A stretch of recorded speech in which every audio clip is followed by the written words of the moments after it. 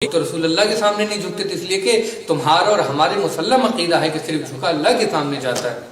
اور کہا بادشاہ کے برابر میں جا کر بیٹھ گئے کہ رسول کی حدیث ہے کہ جب تم کہیں مجلس میں جاؤ جہاں جگہ مل جائے وہاں جا کر بیٹھ جائے، چونکہ دربار بھرا ہوا تھا، بادشاہ کے قریب میں جگہ تھی، میں یہاں آ کر بیٹھ گیا۔ اور کہا پھر تم بادشاہ کے قریب تو آ کر بیٹھے بیٹھے، لیکن تم نے یہ کیا گستاخی کی کہ تم اپنی بغل میں جوتیاں دبا کر لے آئے اور بادشاہ کے قریب جوتی لے کر آ گئے؟ کہا ہاں میں جوتی اس لیے لے کر آ گئے، لوگ تو رسول اللہ کی جوتی چرا کے لے جایا کرتے تھے۔ امام ابو حنیفہ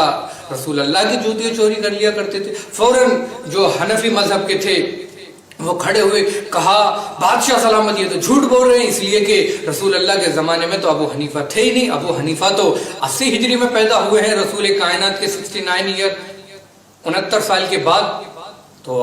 علامہ حلی نے کہا کہ نہیں وہ امام مالک تھے۔ فوراً مالکی فرقے والوں نے شور مچانا شروع کر دیا کہ یہ جھوٹ بول رہے ہیں، اس لیے کہ امام مالک تو 93 ہجری میں 93 ہجری میں پیدا ہوئے ہیں اور رسول کائنات کے تقریباً 82 سال کے بعد۔ علامہ حلی نے کہا نہیں وہ امام مالک نہیں تھے، ایک بار کہا وہ امام شافعی تھے۔ پھر جو شافعی مذہب کے علماء انہوں نے شور مچایا، کہا یا بادشاہ سلامت یہ تو بالکل ہی جھوٹ بول رہے ہیں، اس لیے کہ امام شافعی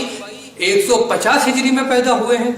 اور رسول کائنات 11 ہجری میں پردہ کر گئے، رسول کائنات کے تقریباً 49 سال کے بعد۔ ایک مرتبہ بادشاہ سب خاموش، علامہ حلی نے کہا نہیں وہ مجھ سے غلطی ہو گئی، وہ امام احمد ابن حنبل تھے۔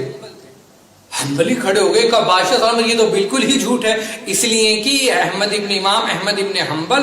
164 ہجری میں پیدا ہوئے ہیں، رسول کائنات کے کافی برس کے بعد پیدا ہوئے ہیں، تقریباً 150 برس کے بعد۔